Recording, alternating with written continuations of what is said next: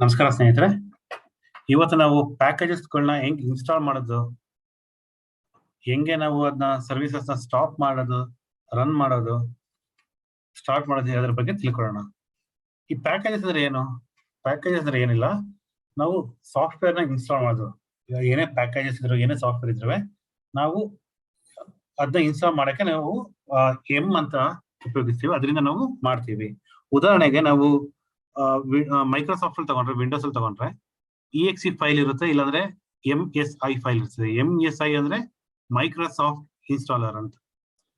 ಆದ್ರೆ red hat Linux ಅಥವಾ Ubuntu, ಸೆಂಟೋಸ್ ಅದರಲ್ಲಿ ಆ ರೀತಿ ಇರಲ್ಲ. EXE ಫೈಲ್ ಅಥವಾ MSI ಫೈಲ್ ವರ್ಕ್ ಆಗಲ್ಲ.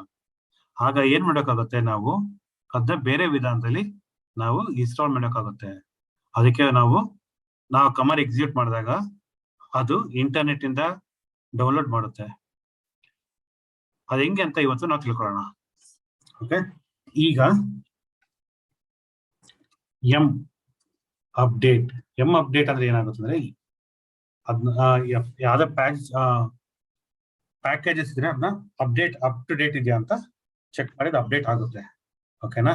ಅಕಸ್ಮಾತ್ ಅದು ಅಪ್ಡೇಟ್ ಆಗಿದ್ರೆ ಅದನ್ನ ಅಪ್ಗ್ರೇಡ್ ಮಾಡೋಕಾದ್ರೆ ಇದನ್ನ ನಾವು ಅಪ್ಗ್ರೇಡ್ ಅಂತ ಕೊಡ್ತೀವಿ. ಓಕೆ, ಅಪ್ಗ್ರೇಡ್ ಮಾಡಿದ್ರೆ ಅದು ಅಪ್ಗ್ರೇಡ್ ಆಗುತ್ತೆ. ದಯವಿಟ್ಟು ನೋಡ್ಕೊಳ್ಳಿ, ಇದನ್ನ ನಿಮ್ ಕಲಿಯಕ್ ಮಾತ್ರ ಹೇಳ್ಕೊಡ್ತಾ ಇರೋದು. ರಿಯಲ್ ಸಿನಿಯರ್ಲಿ ಕಮಾಂಡ್ ಎಕ್ಸಿಕ್ಯೂಟ್ ಮಾಡಕ್ ಹೋಗ್ಬೇಡಿ. ಯಾಕೆ ಅಂತ ಅಂದ್ರೆ, ಈ ಸರ್ವರ್ ಅಲ್ಲಿ ವರ್ಕ್ ಮಾಡ್ಬೇಕಾದ್ರೆ, ಕೆಲಸ ಮಾಡ್ಬೇಕಾದ್ರೆ ಅಪ್ಗ್ರೇಡ್ ಅಂತ ಕೊಟ್ರೆ ಕೆಲಸದಲ್ಲಿ ರೀಸ್ಟಾರ್ಟ್ ಆಗೋ ಅವಶ್ಯಕತೆ, ರೀಸ್ಟಾರ್ಟ್ ಮಾಡ್ಬೇಕಾಗೂ ಬರ್ಬಹುದು, ಇಲ್ಲಾಂದ್ರೆ ಬೇರೆ ತೊಂದರೆ ಆಗ್ಬಹುದು. ಸೊ ಇದು ಕೇವಲ ನೀವು ನಿಮ್ ಲ್ಯಾಪ್ಟಾಪ್ ಅಲ್ಲಿ ಮಾಡಬೇಕು, ಅಥವಾ ರಿಯಲ್ ಸಿನಿಯರಿಯಾದಲ್ಲಿ ಅಥವಾ ನೀವು ಕಂಪ್ನಿ ಮಾಡಿದ್ರೆ ಈ ತರ ಕಮಾಂಡ್ ಎಕ್ಸಿಕ್ಯೂಟ್ ಮಾಡ್ತಾರೆ. ಒಂದ್ಸಲಿ ನಿಮ್ ಟೀಮ್ ಮೇಟ್ಸ್ ಕೇಳ್ಕೊಂಡು ಮಾಡಿ. ಇದು ಜಸ್ಟ್ ನಾನು ನಿಮ್ಗೆ ಕೊಟ್ಟಿದ್ದು. ಈಗ ಎಂ ಲಿಸ್ಟ್ ಅಂದ್ರೆ ಯಾವ ಅಪ್ಲಿಕೇಶನ್ ಇದೆ ಅಂತ ನಾವು ಚೆಕ್ ಮಾಡಬಹುದು. ಅಂದ್ರೆ ಇದು ಸೊ ಅದ್ರ ತೋರಿಸ ಇಷ್ಟು ಲಿಸ್ಟ್ ಇದೆ. ಎಷ್ಟು ಲಿಸ್ಟ್ ಅಂದ್ರೆ 1000 ಇರ್ತದೆ, ನಮ್ಗೆ ಲೆಕ್ಕಕ್ಕಾಗಲ್ಲ, ಅಷ್ಟು ಲಿಸ್ಟ್ ಇರುತ್ತೆ. ಆದ್ರೆ ಇವತ್ತು ನಾವು ಬರೀ ಟೆಸ್ಟಿಂಗ್ ಪರ್ಪಸ್ ಏನ್ ಮಾಡವ, ಒಂದೇ ಒಂದು ಮಾಡೋಣ. ಅದಕ್ಕೆ ಎಂ ಇನ್ಸ್ಟಾಲ್ HTTPD. ನಾನು HTTPD ಪ್ಯಾಕೇಜ್ ಮಾತ್ರ ಇನ್ಸ್ಟಾಲ್ ಮಾಡ್ತಾ ಇದೀನಿ, ಸರಿನಾ? ಎಂಟರ್. ಈಗ ನೋಡುವ HTTPD ಮಾಡಿದಾಗ ಏನಾಗುತ್ತೆ ಅಂತ ನಾವು ನೋಡುವ. ಈಗ ನಾವು HTTPD ಮಾಡಿದಾಗ ಅದ್ರ ಸಂಬಂಧಪಟ್ಟ ಪ್ಯಾಕೇಜಸ್ಗಳು ಯಾವುದು ಅಂತ ತೋರಿಸುತ್ತೆ ನೋಡಿ. ಇದು ಇನ್ಸ್ಟಾಲಿಂಗ್ ಪ್ಯಾಕೇಜ್. ಅದು ಬರೀ ಅದೊಂದೇ ಆಗಲ್ಲ, ಅದ್ರ ಡಿಪೆಂಡೆನ್ಸಿ ಪ್ಯಾಕೇಜ್ ಕೂಡ ಇನ್ಸ್ಟಾಲ್ ಆಗುತ್ತೆ. ಈಗ ಬರೀ ಇದೊಂದು ಇನ್ಸ್ಟಾಲ್ ಆಗಲ್ಲ, ಅದ್ರ ಡಿಪೆಂಡೆನ್ಸಿ ಪ್ಯಾಕೇಜ್ ಕೂಡ ಇನ್ಸ್ಟಾಲ್ ಆಗುತ್ತೆ. ಅದ್ರ ವರ್ಷನ್ಗಳು ಕೊಟ್ಟಿರ್ತದೆ, ಎಷ್ಟು ಯಾವ್ಯಾವ ವರ್ಷನ್ ಇದು 1.6, ಇದು 2.4, ಇದು ಯಾವ ರೆಪೋದಲ್ಲಿ ಇದೆ ಅಂತ ಕೊಟ್ಟಿರ್ತಾರೆ. ಮತ್ತೆ ಇದರ ಸೈಜ್ ಎಷ್ಟು ಅಂತ, ಇದು 1.4 MB, ಇದು 125 KB, ಆ ರೀತಿ ಆಗಿರುತ್ತೆ. ಒಟ್ಟು ಟೋಟಲ್ ಇದು 9 ಪ್ಯಾಕೇಜ್ಗಳು ಇನ್ಸ್ಟಾಲ್ ಮಾಡ್ತಾ ಇದೆ. ಡೌನ್ಲೋಡ್ ಸೈಜ್ ಬಂದ್ಬಿಟ್ಟು 2 MB, ಅದ್ರ ಇನ್ಸ್ಟಾಲೇಷನ್ ಸೈಜ್ ಬಂದು 5.5 M. ಸೊ ನೀವು ಯಾವುದೇ ಮಾಡಕ್ಕೆ ಇದಕ್ಕೆ ಕೇಳುತ್ತೆ ಇದು, ಸರಿನಾ? ಈಗ ನಿಮ್ಗೆ ಎಸ್ ಆರ್ ನೋ ಅಂತ ಕೇಳ್ಸುತ್ತೆ, ನಿಮ್ಗೆ ಇನ್ಸ್ಟಾಲೇಷನ್ ಮಾಡ್ಬೇಕಾ ಇಲ್ವಾ ಅಂತ. ನಾನು ಎಸ್ ಅಂತ ಕೊಡ್ತಾ ಇದೀನಿ, ಎಂಟ್ರ್ ಮಾಡ್ತೀನಿ. ಓಕೆ, ಅದು ಎಲ್ಲ ಇನ್ಸ್ಟಾಲ್ ನೋಡಿ, ಎಲ್ಲ ಇನ್ಸ್ಟಾಲ್ ಮಾಡಿದೆ. 9 ಪ್ಯಾಕೇಜ್ ಇತ್ತು, 9 ಪ್ಯಾಕೇಜ್ ಇನ್ಸ್ಟಾಲ್ ಆಗಿದೆ.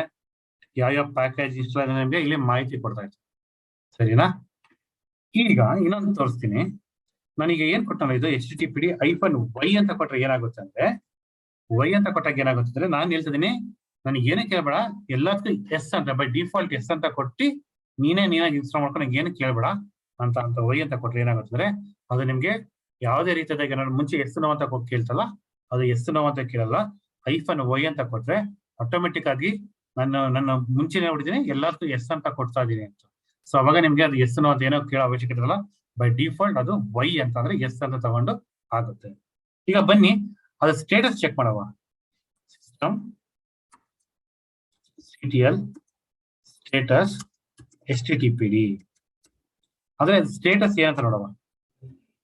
ನೋಡಿ, ಸ್ಟೇಟಸ್ ಏನಂತ ತೋರಿಸ್ತಾ ಇದೆ, ಸ್ಟೇಟಸ್ ಇನ್ಆಕ್ಟಿವ್ ಅಥವಾ ಡೆಡ್ ಅಂತ ತೋರಿಸ್ತಾ ಇದೆ. ಓಕೆ, ಅಂದ್ರೆ ನೀವು ಏನೋ ಅಪ್ಲಿಕೇಶನ್ ರನ್ ಮಾಡ್ತೀರಾ, ವರ್ಕ್ ಆಗಲ್ಲ. ರಿಯಲ್ ಸಿನಿಯರ್ಲಿ ಪ್ಯಾಕೇಜ್ ಇನ್ಸ್ಟಾಲ್ ಮಾಡಿದೀರಾ, ಆದ್ರೆ ಕೆಲಸ ಮಾಡ್ತಲ್ಲ, ನೀವು ಗಾಬರಿ ಆಗೋ ಅವಶ್ಯಕತೆ ಇಲ್ಲ. ನೀವು ಅದ್ರ ಸರ್ವಿಸಸ್ ರನ್ ಆಯ್ತಾ ಇದೆಯಾ, ಸ್ಟೇಟಸ್ ಏನಿದೆ ಅಂತ ಚೆಕ್ ಮಾಡ್ಬೇಕು. ನೀವು ಅದು ಸ್ಟೇಟಸ್ ನೋಡಿದಾಗ ಇದು ಸ್ಟೇಟಸ್ ಆಕ್ಟಿವ್ ಇರಬೇಕು. ಇಲ್ಲಿ ಬಂದ್ಬಿಟ್ಟು ಇನ್ಆಕ್ಟಿವ್ ಇದೆ. ಆಗ ಏನ್ ಮಾಡೋಕ್ಕಾಗುತ್ತೆ ಅಂತಂದ್ರೆ, ಸಿಸ್ಟಮ್ CTL ಸ್ಟಾರ್ಟ್ HTTPD ಅಂತ ಅಂದ್ರೆ ನಾನು ಈ ಸರ್ವಿಸಸ್ ನ ಸ್ಟಾರ್ಟ್ ಮಾಡು ಅಂತ ಹೇಳ್ತಾ ಇದೀನಿ. ಸ್ಟಾರ್ಟ್ ಮಾಡಿದಾಗ ಅದು ಸ್ಟಾರ್ಟ್ ಆಗಿದೆಯಾ ನೋಡುವ ಹತ್ರ ಇನ್ನೊಂದ್ಸಲ ಹೋಗಿ ನೋಡಿ. Yes, it is active and running. ಓಕೆನಾ? ಮುಂಚೆ ಏನಾಗಿತ್ತು, ಅದು ಡೆಡ್ ಆಗಿತ್ತು. ಇಲ್ಲಿ ನೋಡಿ, ಡೆಡ್ ಆಗಿತ್ತು, ಇನ್ನೇ ಆಕ್ಟಿವ್ ಇತ್ತು.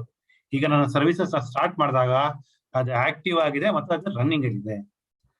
ಈಗ ಈ ಸರ್ವಿಸಸ್ ಸ್ಟಾಪ್ ಹೆಂಗ್ ಮಾಡ್ಬೇಕು ಅಂದ್ರೆ, ಸೇಮ್ ಅದೇ ತರ ಸ್ಟಾರ್ಟ್ ಜಾಗದಲ್ಲಿ ಸ್ಟಾಪ್ ಅಂತ ಕೊಡಿ, ಎಂಟರ್ ಕೊಡಿ, ಆಗುತ್ತೆ. ಈಗ ಸ್ಟೇಟಸ್ ಚೆಕ್ ಮಾಡಿ ನೋಡಿ, ಸ್ಟಾಪ್ ಆಗಿದೆ ಅಂತ ಬರ್ತದೆ. In active, it is dead. ಏನ್ ಮಾಡಬೇಕು, ಸ್ಟಾರ್ಟ್ ಮಾಡಕಂದ್ರೆ ಮತ್ತೆ HTTP ಒಂದು ಸ್ಟಾರ್ಟ್ ಕೊಟ್ರೆ ಅದು ಸ್ಟಾರ್ಟ್ ಆಗುತ್ತೆ. ನೋಡಿ, ಸ್ಟಾರ್ಟ್ ಆಗಿದೆ. ಇದೇ ರೀತಿ ನೀವು ಯಾವುದೇ ಕಮಾಂಡ್ ನೀವು ಇನ್ಸ್ಟಾಲ್, ನೀವು ಏನ್ ಬೇಕಾದ್ರೂ ಇನ್ಸ್ಟಾಲ್ ಮಾಡ್ಬೋದು. FTP ಅಥವಾ ಏನೇ ಕೊಡಿ ನೋಡಿ. ಜಸ್ಟ್ ರ್ಯಾಂಡಮ್ ಆಗಿ ಕೊಟ್ಟಿದ್ದು, ನೀವು ಏನ್ ಬೇಕಾದ್ರೂ ಕೊಡ್ಬೋದು. -y ಅಂತ ಕೊಟ್ರೆ ಅದು ಆಟೋಮೆಟಿಕ್ ಅದೇ ಇನ್ಸ್ಟಾಲ್ ಮಾಡ್ತಾರೆ ನೋಡಿ. ಏನಕ್ಕೆ ಕೇಳ್ತಲ್ಲ ಅದು ನೋಡಿ. ಇಲ್ಲಿ ನಾನು ವೈನೋ ಎಸ್ನೋ ಅಂತ ಕೇಳಲಿಲ್ಲ, ಅದು ಆಟೋಮೆಟಿಕ್ ಆಗಿ ಅದೇ ಇನ್ಸ್ಟಾಲ್ ಆಯ್ತು. ಈಗ ನಾವು ಯಾವ್ದು ಪ್ಯಾಕೇಜ್ ಇನ್ಸ್ಟಾಲ್ ಮಾಡಿದ್ದು FTP ನಮ್ಗೆ ಆತರ ನೀವು ಏನೇ ಬೇಕಾದ್ರೂ ಇನ್ಸ್ಟಾಲೇಷನ್ ಮಾಡಕ್ಕಾದ್ರೂ ಲಿಸ್ಟ್ ಅಂತ ಕೊಟ್ರೆ ಲಿಸ್ಟ್ -8 ಕೊಡ್ತೀನಿ. ಅಂದ್ರೆ ಜಸ್ಟ್ ಒಂದು 10 ನೋಡಿ. ಈ ನೆಟ್ವರ್ಕ್ ಮ್ಯಾನೇಜರ್ ಅಂದ್ರೆ ನೆಟ್ವರ್ಕ್ ರಿಲೇಟೆಡ್ ಪ್ಯಾಕೇಜಸ್ಗಳು ಅದೆಲ್ಲ ನಿಮ್ಗೆ ಇನ್ಸ್ಟಾಲ್ ಆಗುತ್ತೆ.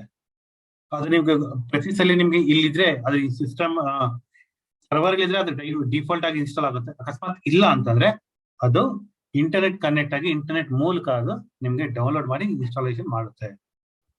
ಸರಿನಾ? ಇವತ್ತು ಏನ್ ಕಲ್ತು ಅಂತ ಒಂದ್ಸಲಿ ನೋಡ್ಕೊಬಿಡೋಣ ಬನ್ನಿ.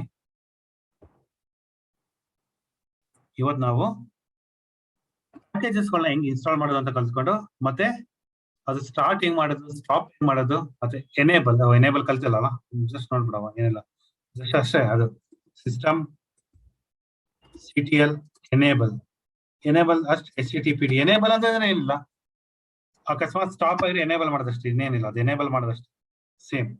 ಅದೇನು ಇದಾಗಲ್ಲ. ಕೆಲವು ಸರ್ವಿಸ್ ಅಂತ ನೀವು ಎನೇಬಲ್ ಮಾಡ್ಬೇಕಾಗುತ್ತೆ, ಅವಾಗ ನಾವು ಎನೇಬಲ್ ಯೂಸ್ ಮಾಡ್ತೀವಿ. ಸರಿನಾ? ಸೊ ಇವತ್ತೇನ್ ಕಲ್ತು ನಾವು ಸ್ಟಾರ್ಟ್ ಮಾಡ್ದಂಗೆ, ಸ್ಟಾಪ್ ಮಾಡ್ದಂಗೆ, ಎನೇಬಲ್ ಮಾಡ್ದಂಗೆ, ಮತ್ತೆ ಅದು ಸ್ಟೇಟಸ್ ಅದು ಆನ್ ಆಗಿದ್ಯಾ, ಆಫ್ ಆಗಿದ್ಯಾ, ರನ್ನಿಂಗ್ ಇದೆಯಾ, ಅದನ್ನ ನಾವು ಮಾಡೋದು ತಿಳ್ಕೊಂಡೇವೆ. ಸರಿ ಸ್ನೇಹಿತರೆ, ಥ್ಯಾಂಕ್ ಯು.